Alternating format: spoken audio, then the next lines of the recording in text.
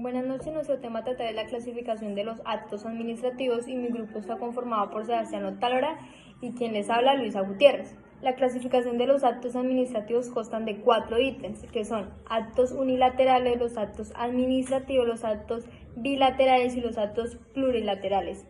Hoy les voy a hablar sobre los actos bilaterales y los actos plurilaterales. Se dice que los actos bilaterales es un acuerdo de voluntades entre la administración, entre particulares o entre personas jurídicas.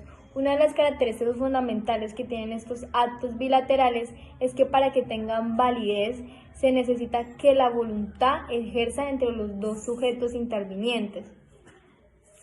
O sea, que los dos tienen que estar de acuerdo y tiene que haber voluntad.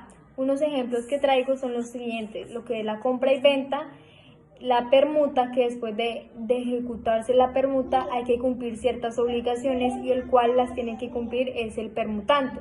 Y el contrato, pero no menos importante, ya todos sabemos que para que exista el contrato debe tener voluntad y tienen que ser más de una persona.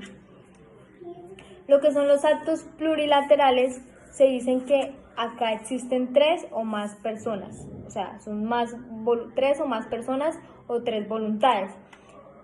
Una de las características fundamentales que tiene este acto plurilateral, la voluntad es autónoma e independiente entre sí, o sea, que las personas que están interviniendo en este acto no necesitan todas tener coherencia, correlación, sino que cada una es independiente y tiene su propia voluntad. Y asimismo fijan sus posiciones contractuales. Un ejemplo más conciso para aclararles sobre las posiciones contractuales es a la hora de crear una sociedad. Para crear una sociedad, ya sea sociedad mixta o anónima, se necesita que sean 2 o más personas las intervinientes. Pero después de crear esa sociedad, obviamente cada persona tiene su propia voluntad y su propia autonomía. Y después de crear esa sociedad, se empiezan a ejercer sus posiciones contractuales, empiezan a hacer de manera taxativa lo que va a haber en esa sociedad. Otro ejemplo que les traigo es sobre el subarrendamiento. En el subarrendamiento encontramos cuando cierta persona arrienda un inmueble a otra persona y esa persona se le arrienda a otra persona. Ese es el subarrendamiento. Ya por ende, ya son 3 personas las que están interviniendo. Antes sería un acto bilateral por ser solamente el arrendador y el arrendatario. También podemos encontrar un ejemplo de lo que son las asambleas en los colegios, en las universidades, que son las que se utilizan para poner todo en claro lo que tiene que ver con el área educativa y también consejos.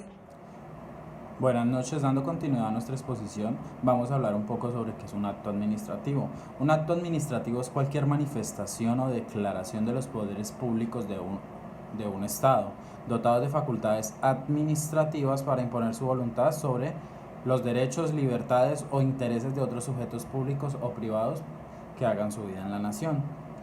Pues dicho de otro modo, son actos jurídicos en los que un organismo del Estado expresa su voluntad de manera unilateral, externa y concreta para decidir sobre una materia específica.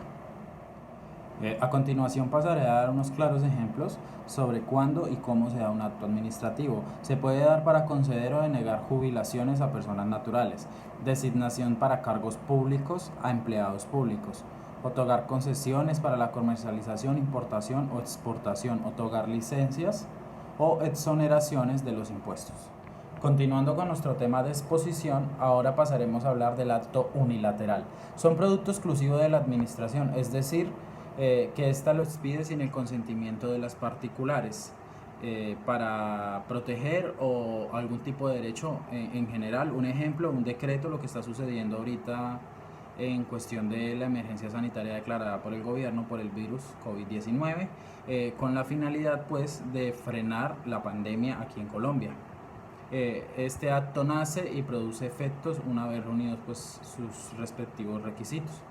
Competencia, facultad o poder jurídico que tiene una autoridad para ejercer determinada función, es decir, que es de estricto cumplimiento. Si no existe el acto, este nace con vicios de ilegalidad. El acto puede ser dictado por una autoridad que en principio no es la competente para ejercer por atribución de la ley, pero que es como su área, o sea, es un funcionario realmente competente. Formalidades, puede ser formal o informal, pues tiene poca relevancia a la hora de darse este acto. Las formalidades no son indispensables en su validez y su legalidad. Solo tendrá importancia en los casos que la ley lo exija. No existe consagración de un texto legal, se ha impuesto práctica por costumbre, se tienen en cuenta los siguientes aspectos. Primero, el encabezamiento.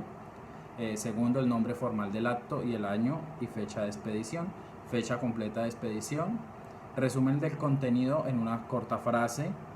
El por qué ese acto va a salir a la luz. Motivaciones del acto. Parte dispositiva de la decisión. Muchas gracias.